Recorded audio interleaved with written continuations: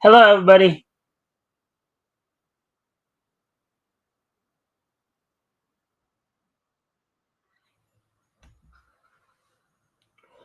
All right, welcome to the Mikestand. Today is, of course, Wednesday, May 7th, 2025. That means, of course, it is hump day. Hopefully, everybody's had a good start to the week. Hopefully, everybody's ready to wind down the latter part of the week here, get through the rest of the week to the weekend. Hopefully, everybody's having a good week thus far. Of course, we're going to give people a few minutes to come in before we get started. Before I talk about what's on tap for tonight. Let's see. Yeah, so saw some interesting cartoons today when I was watching my cartoon stuff earlier, of course. Um, you know, of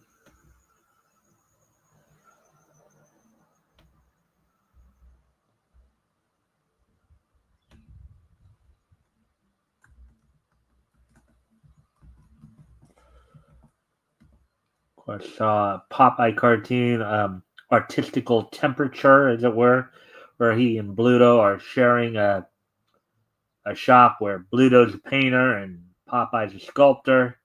Olive comes in to have, and they end up in a fight. She almost walks out, and then Popeye eats the spinach as always. And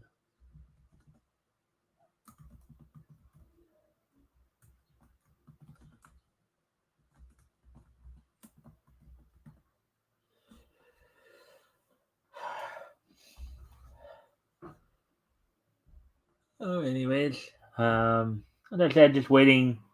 We're past the 2 minute mark already. Maybe once we get to 3 minutes, then we will probably get going here. Just wait, giving people a chance to come in. Maybe I'll go try one last time here to see if I can garner some interest.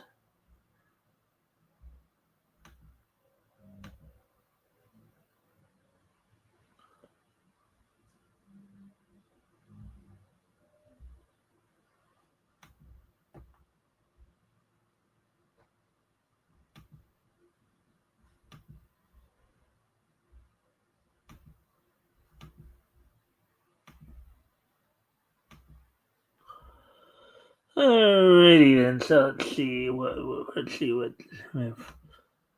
All right. So yeah. So now we're past the 3 minute mark. So I guess I'll talk about what's on tap for tonight. So tonight I'm going to go over one article from Bleeding Fool. Um, so there's apparently an interview was recently done with Canadian comic creator, video game producer Jim Zub over his disapproval of AI. We're going to take a look at that. Also, get you all caught up on the latest wrestling news, including looking back at last night's NXT, which led to a couple of matches being set up for Battleground in about a couple more weeks here, 2.5 weeks.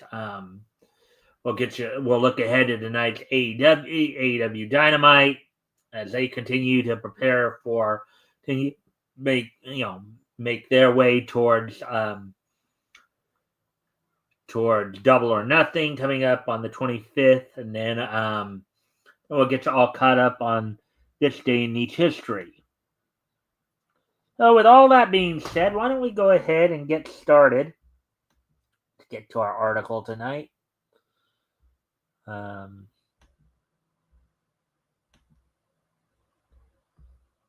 our article tonight here.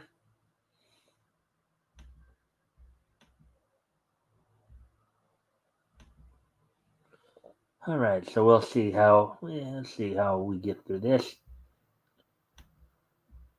All right, so let's see now. Comics creator and video game producer both disapprove of AI article by Avi Green published today. Now, it seems like they're actually talking about two different people, but I don't know if it's two different people or one. But I guess we'll find out soon enough here. So recently, Canadian comic scribe Jim Zub was interviewed by the Economic Times during a visit to Mumbai's convention in India, where he stated that AI doesn't offer anything original. So this is from the interview now. Canadian comic book writer artist Jim Zub, known for his work on Skull Kickers, Wayward, Dungeons and Dragons, and Conan the Barbarian, does not consider AI, quote unquote, alone as competition. And he believes the technology is just regurgitating ideas without telling anything new. Well, that's probably somewhat true. Most recently, ChatGPT's new feature gave its users the tools to create memes and photographs in the Studio Ghibli style, the Japanese studio famous for its animated movies like Spirited Away and My Friend Totoro.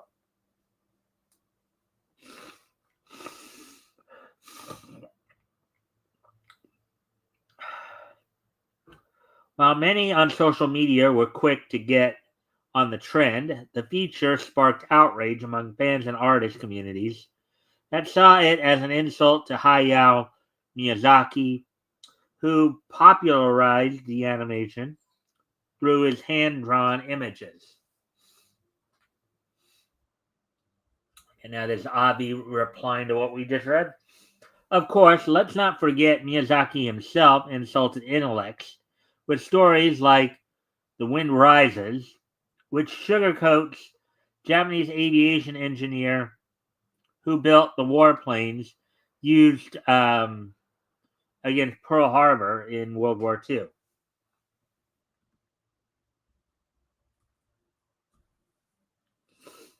Zub, okay, now back to the article, back to the interview here. Zub, who has worked on many Marvel and DC comic books, was recently in India for the Mumbai Comic Con and spoke about many iconic characters he has created and whether AI is a threat to creators like him or not. Excuse me a moment. I do need to go off camera here for a moment. I'll be right back. As soon as I put the music on.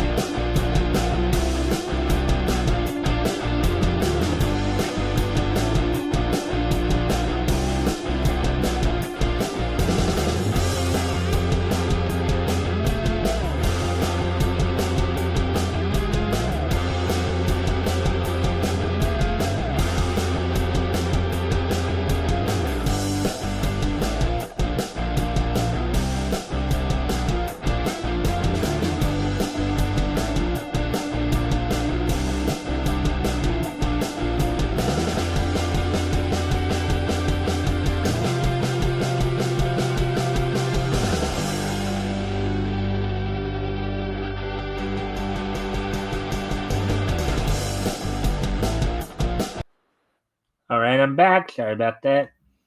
Anyways, let's get back to the article here.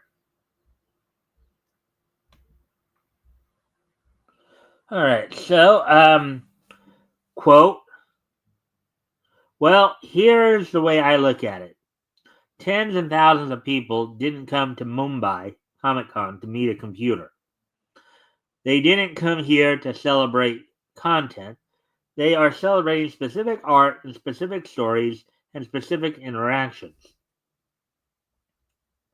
Quote, they want to meet me and they want to meet other artists, storytellers, voice actors, musicians, or cosplayers because those are people and those are real things that they have seen.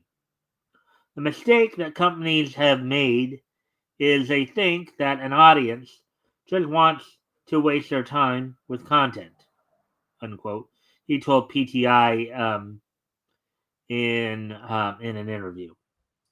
According to Zub, people want to have an experience, and they hope that there is some sort, quote unquote, soul and idea behind what they are consuming in the name of art and entertainment. Quote, AI is regurgitating ideas, it's recycling it in all sorts of ways, but it's not necessarily even telling you something new. It's just mashing together existing kind of ingredients. So I don't think that AI alone is your competition. It's a tool, and some people are going to use it well, and some are going to use it poorly. But at the end of the day, you still need a person to make selections, filter, think, and build, not just bulldoze material, unquote, he added. Some very good points he makes there. Here's Avi's response to what we just read.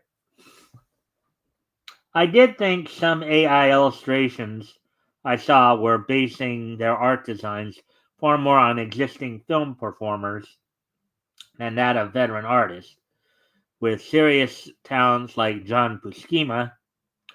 Um, and to be sure, even text based stories don't get very far within the confines of AI. What good is that? Zub's got a point, but even so, he himself isn't exactly telling anything new as a comics writer, and he got into the mainstream far too late to matter. If there's any content not worth celebrating, it's most of the mainstream output today that's built on the shambles of what was once continuity. Near the end, he said, and this is back to the interview, of course, Zub said he never takes the love that fans have for certain characters for granted, whether it is Samurai Jack or Rick and Morty. Quote, I never tried to take that for granted. I don't want to ever feel like, in smaller quote, oh yeah, this is just what I do. On smaller quote, I know how much it means to me growing up on this stuff, unquote, he said. Bobby's response here. That would have made a lot more sense if he'd show the courage to say Marvel under Joe Quesada did something terribly wrong by getting rid of the spider marriage, and that DC was wrong to force quite a few characters into the atrocity that was Identity Crisis. Not to mention force veteran white creations out of their roles in the most repellent ways possible in order to make way for woke replacements, something Marvel also did the following decade. Now we've got whole situations where both publishers are unwilling to abandon specific woke directions they've taken up, if at all, and it's led to considerable loss of audience. Stuff like that is exactly why they should have closed down 2 decades ago, which could have minimized the damage, and then we'd have less of the PC embarrassments we're seeing now. In addition to the above, Insider Gaming reported one of the producers of Near Automata is worried AI will replace video game designers. So, okay, so they are talking about two. I guess they are two separate interviews into one story here. Let's see what this video game developer says. And if you guys haven't already, if you guys can help out by liking and sharing the stream, see if we can get some more friendly people in here to engage, that'd be appreciated. Also, if anything here grabs your attention, feel free to comment and or ask questions.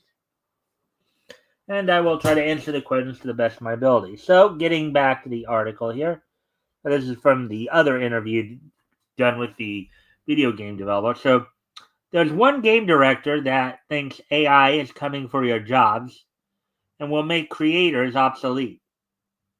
In a new interview with Famitsu, Near Automata creative director Yoko Taro was asked about AI in game development, where he thinks it's going to go.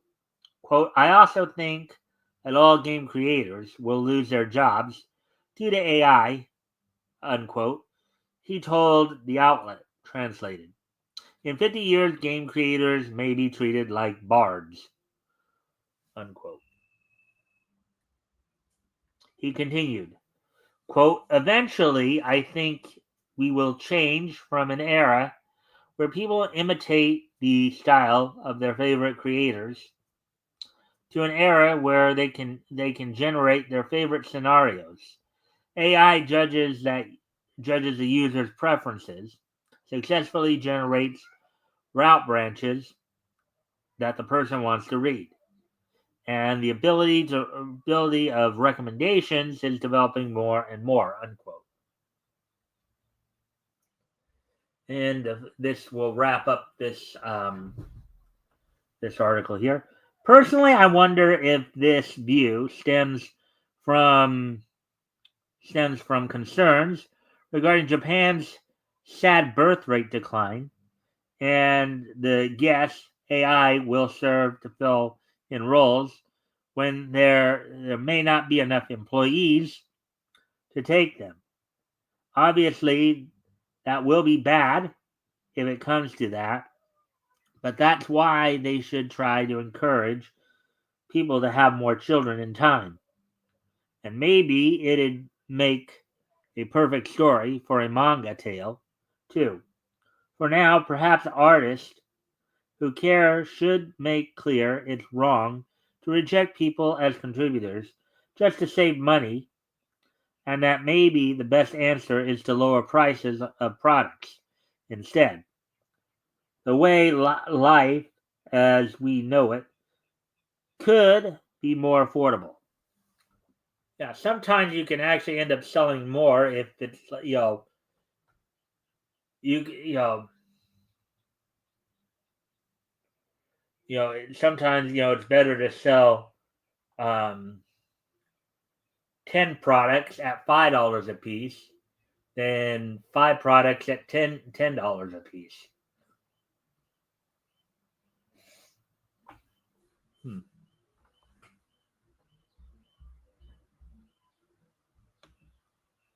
But anyways, that's all we got for that article. And that we're only gonna, and I was only planning on doing one article tonight. Um, just trying to get some timing is squared away here.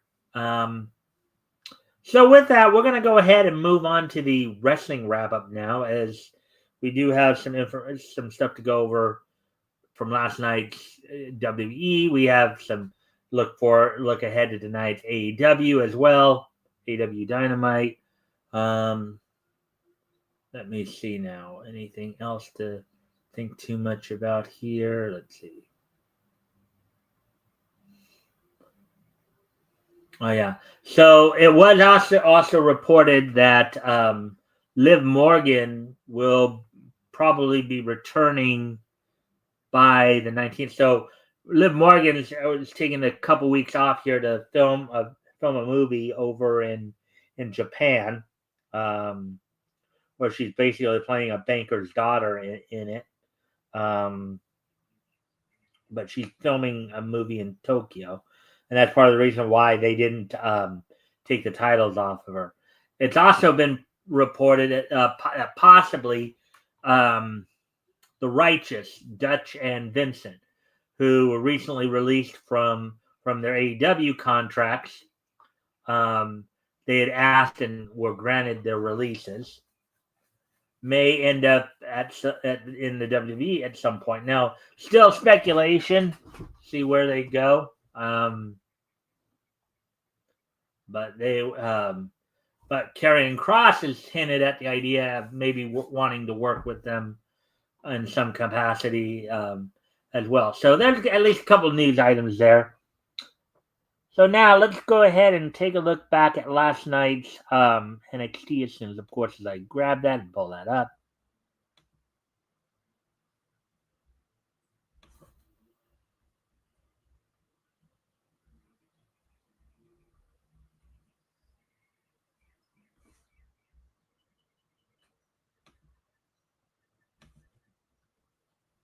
So last night's NXT, of course, came to everybody on the CW from the W Performance Center. Booker T, Corey Graves, and Dick Joseph on commentary. The night opened up with a 6-man tag match in which Dark State's Cutter James, John Lennox, and Osiris Griffith defeated NXT champions tag team champions Hank and Tank and Joe Hendry in a 6-man tag match. Partly due to the fact with some help coming from Trick Williams, who came and pulled Joe Hendry out, and they ended up brawling to the back. The second match of the evening saw Zarya defeat Kalani Jordan in just under 11 and a half minutes after Zarya's teammate Solruka caught Jordan on the outside. It had her in her arms basically as Zarya ended up spearing Jordan into the barricade and bringing her back in, and then executing a basically fireman's carry into a free fall drop.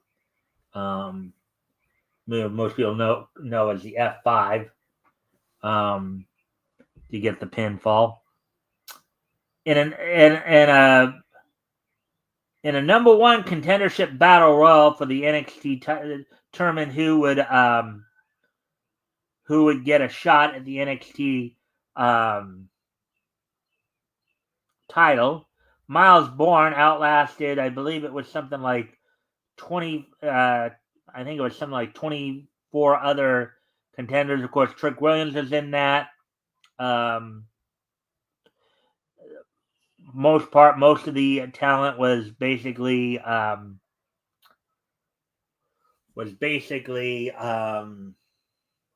most of the talent that was involved was NXT. You had a couple of TNA talents as well. Zachary Wentz and Elijah. Now, Elijah, of course, wrestled in NXT as Elias.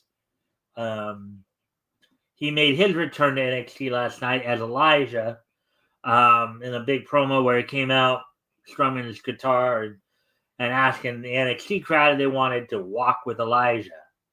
But Miles Bourne won the number one contendership to the NXT title, in which he will challenge Obafemi for 2 weeks from the Sunday at Battleground. He'll challenge Obafemi for the NXT heavyweight title. Now, as Miles Bourne is a part of No Quarter Catch Crew, Charlie Dempsey tried to kind of say, "No, I'm going to take that match." But as Obafemi had come in to congratulate Bourne, Dempsey was saying, "No, I'm going to take that match." And then so basically Bourne turned it around on him, saying, and basically baited Obafemi into a match with Dempsey on next week's NXT by claiming that Dempsey was talking like smack and saying that, "Oh yeah, I can beat Obafemi. I'll stretch him. Even though Dempsey going, "No, I didn't say that." Talking about KYA and all that, and then say, "Oh yeah," and then Bourne, of course, made the suggestion that maybe if he beats Femi, they'll make it a triple threat match. But even Femi had said, "No, I'm done with triple threat matches for now." So not only was, of course, the main event for Battleground set up on last night's NXT with Miles Bourne of No Quarter Catch Crew taking on Obafemi. But I believe the main event for next week's NXT was also set up, in which in a non-title match, Obafemi will be taking on No Quarter Cash Crew's Charlie Dempsey. Charlie Dempsey, of course, the former Heritage Cup champion. And another women's match, Jada Parker defeated Carmen Petrovich in just under in just over 4 minutes.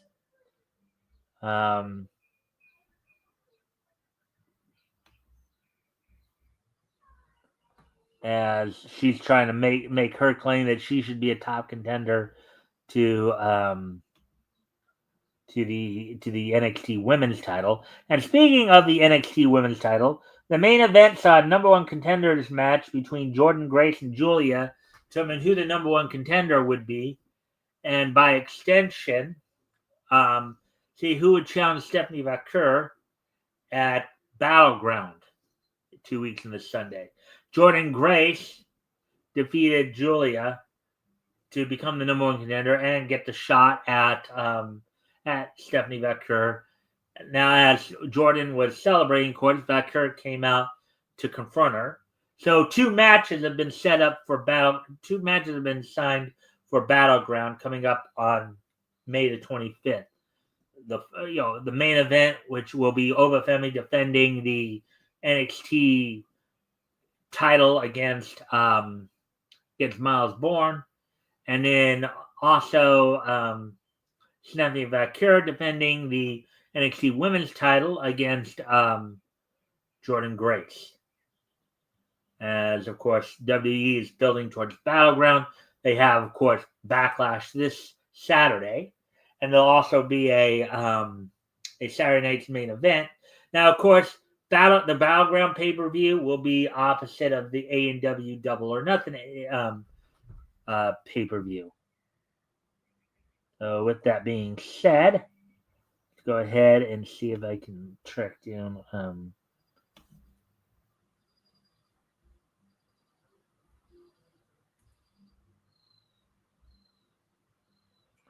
we'll look ahead to tonight's AEW's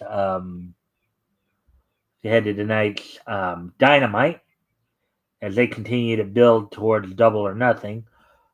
Already signed, of course, for Double or Nothing are the 2 finals matches in the Owen Hart tournament, in which the winners will get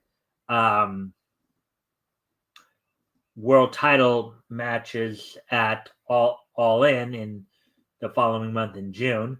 The finals for those matches, the men's final, we'll see Will Ospreay taking on Hangman Adam Page. The winner will get a shot at the AEW World Champion, right now that being Jon Moxley, but with Moxley set to defend the AEW World Championship against Samoa Joe in a steel cage next week. We'll have to wait and see if he'll still be champion by that point. And then in the women's final, it will be Mercedes Moné, the current AEW TBS champion, taking on Jamie Hayter, who has a score to settle with Toni Storm, who is the current AEW Women's World Champion.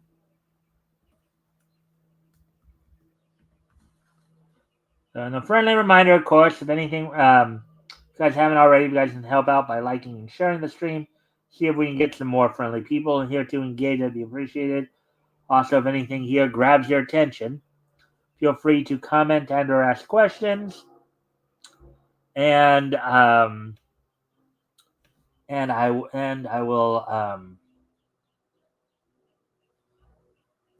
will try to answer the questions to the best of my ability.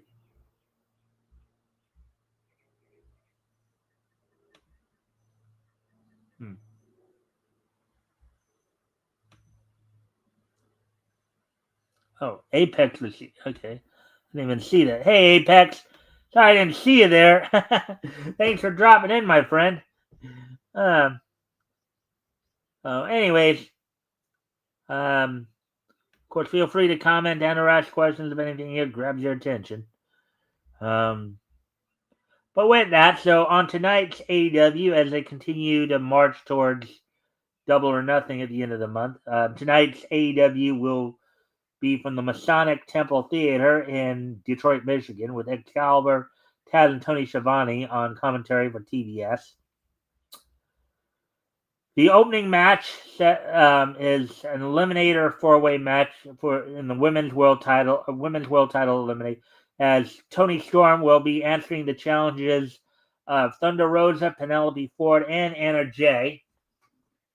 If any of the three challengers win the match, I believe they will earn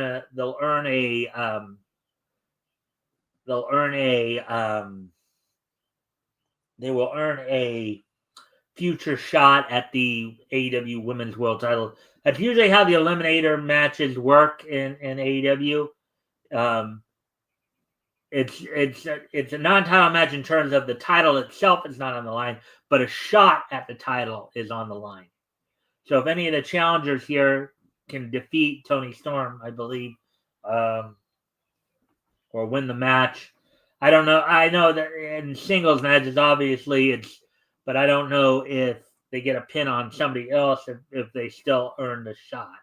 So, and another eliminator match for this one for the Continental title, Kazuchika Okada, the current Continental AEW Continental Champion, will try to stave off the challenge of Kevin Knight, who's looking to earn a shot at Okada for the AEW Continental title.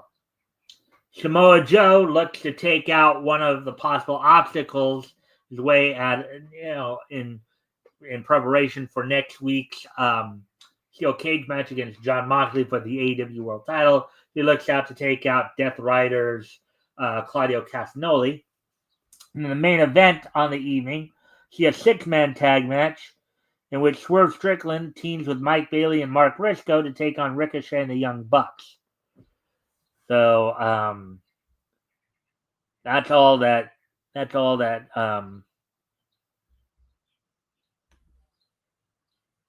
Rock and Roll Detroit, Michigan. Yet tonight on TBS, and then of course they'll be in Detroit tomorrow night as well for the Collision, and Collision will be live tomorrow. We'll talk more about that tomorrow. Like on tomorrow's Wrestling Wrap Up, I'll go over tonight's what happened on tonight's show, as well as look ahead to tomorrow night's Collision show. I do need to step away again for a moment. I'll be right back.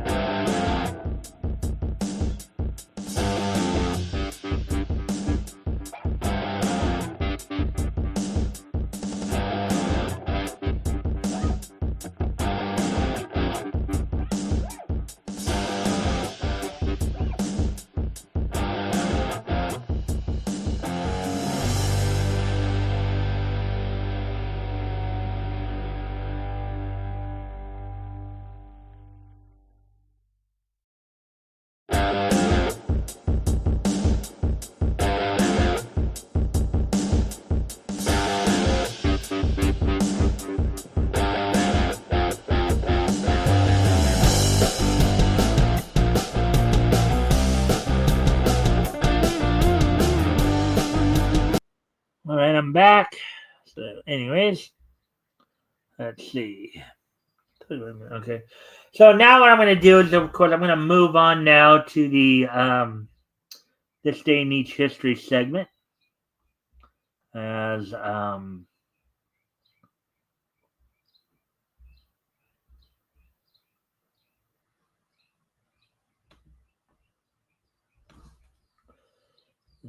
right. Move on to This Day in Each History segment. With today being Wednesday, May 7th, 2025. Of course, hump day for this week. Let's take a look back. This day in each history. History! 1985, 2000, and 1945. All right. So first off, we're going to head back 80 years ago today. On this day, 80 years ago today. On this day, 80 years ago today, back in 1945.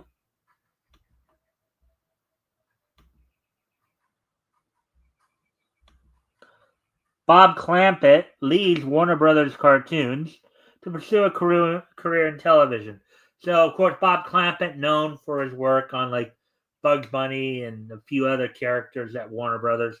On this day, 80 years ago today, he leaves Warner Brothers Cartoons to pursue a career in television. And at that point, back in 1945, television was still in its infancy, primarily on the East Coast still. So that happened 80 years ago today.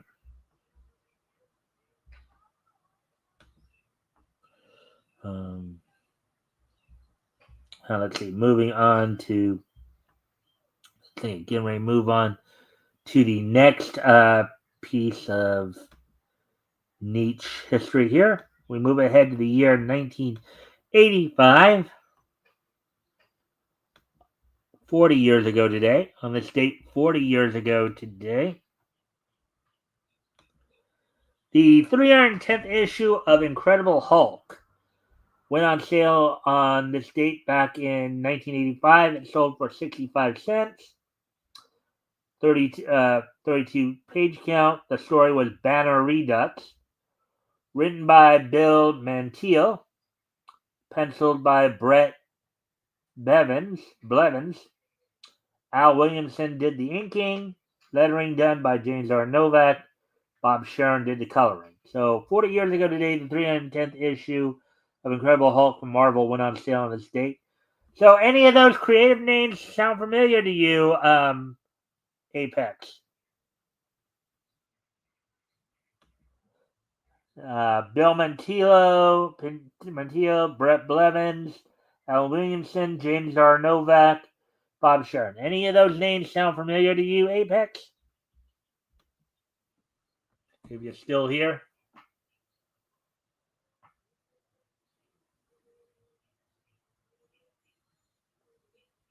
Give you a sec to respond.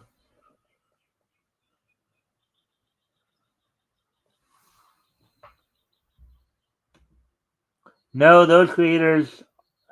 No. Oh, yes, those creators are familiar. All right. That's good to know. All right. All right. So with that, let's get on to the final piece then of. Let's get on to the final this day in niche history piece here.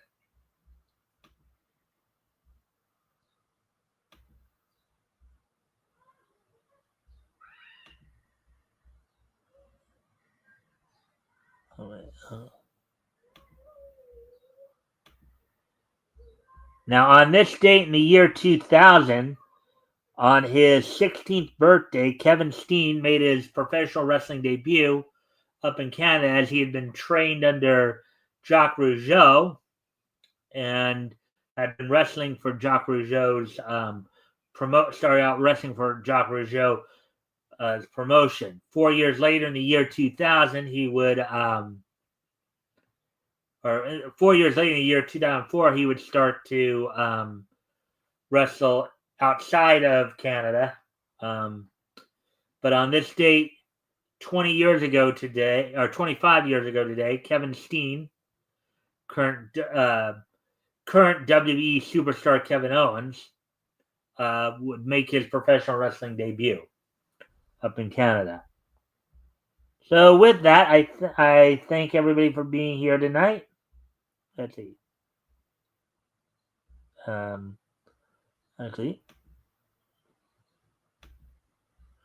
Let's see. Brett Blevins penciled for Marvel for several years. Bill Mentillo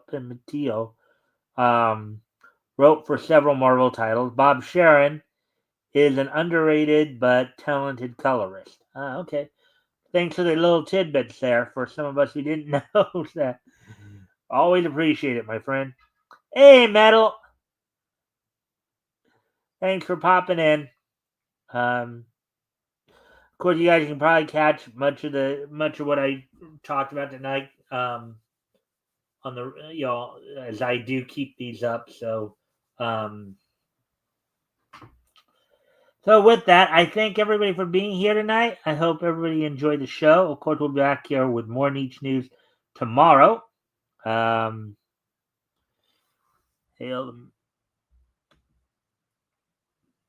GTSY.